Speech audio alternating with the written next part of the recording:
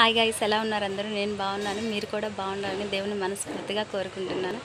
ఓకేనా? కొత్తగా ఎవరైనా నా ఛానల్ చూస్తున్నట్టయితే ప్లీజ్ సబ్స్క్రైబ్ చేసుకోండి. ఓకేనా? నేను ఈరోజు అయితే మీ ముందుకి ఒక స్మాల్ మెసేజ్తో అయితే మేము ముందుకు వచ్చానమాట.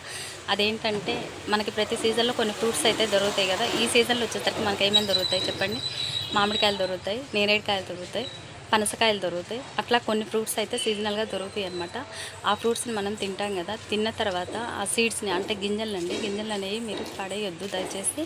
పడేయకుండా ఆ గింజలు శుభ్రంగా కడిగి క్లీన్ చేసేసి, మీరు ప్రయాణం చేస్తుంటారు కదా, సైకిల్ మీద కానీ, కార్ కానీ, బైక్ కానీ, ఇలా ప్రయాణం చేసేటప్పుడు హైవే పక్కన ఎక్కడైనా కానీ, లేదా ఖాళీ ప్రదేశాల్లో ఎక్కడైనా సరే విసిరేయండి.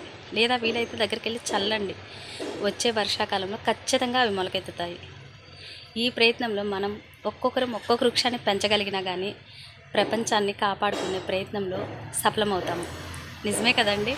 మనం విడిగా ఎలాగో చెట్లు నాటమంటే ఎవ్వరం నాటట్లేదు ఇప్పుడు.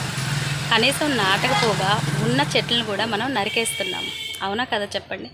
ఒకప్పుడు సమ్మర్ వస్తే ఆరు బయట అందరు చక్కగా వేప చెట్ల కింద చక్కగా చెట్లు ఉండేవి, అన్నీ హ్యాపీగా అందరు కలిసి పడుకునేవాళ్ళు. ఇప్పుడు ఎలా ఉందండి పరిస్థితి? పవర్ ఉండదు, ఫ్యాన్లు, లేదా కొంచెం రిచ్ ఫ్యామిలీస్ అయితే ఏసీలు పెట్టుకుంటారు, లేదా కూలర్లు తెచ్చుకుంటారు. ఇలా ఉండాల్సి వస్తుంది. స్వచ్ఛమైన గాలి అనేది మనకు దొరకడం చాలా తగ్గిపోయింది. గుర్తుపెట్టుకోండి. మనం ఈ చిన్న ప్రయత్నంలో కనీసం కొన్ని చెట్లే మొలిసినా కానీ మనం ఎంతో హ్యాపీ. ప్రపంచానికి మనం ఎంతో మేలు చేసిన వాళ్ళం అవుతాం, పర్యావరణాన్ని రక్షించిన వాళ్ళం అవుతాం. నిజమే కదండి.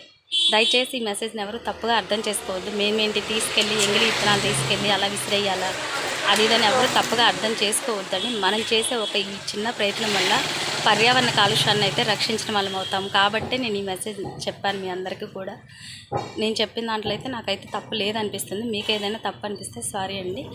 ఎవరైనా కొంతమంది అయినా సరే ఈ మెసేజ్ విన్నవాళ్ళు కొంతమంది అయినా చేయగలిగితే కొంతైనా మనం పర్యావరణ కాలుష్యాన్ని రక్షించుకున్న వాళ్ళం అవుతాం. కాబట్టి ఈ మెసేజ్ కూడా నాకు గుడ్ మెసేజ్ అనిపించింది కాబట్టి మీ అందరితో షేర్ చేసుకుంటున్నాను. ఓకేనా? కొత్తగా ఎవరైనా నా ఛానల్ చూస్తున్నట్టయితే ప్లీజ్ సబ్స్క్రైబ్ చేసుకోండి. నా వీడియోస్ కనుక మీకు నచ్చినట్టయితే లైక్ చేయండి, షేర్ చేయండి, కామెంట్ చేయండి. ఓకేనా friends? Okay guys, bye bye.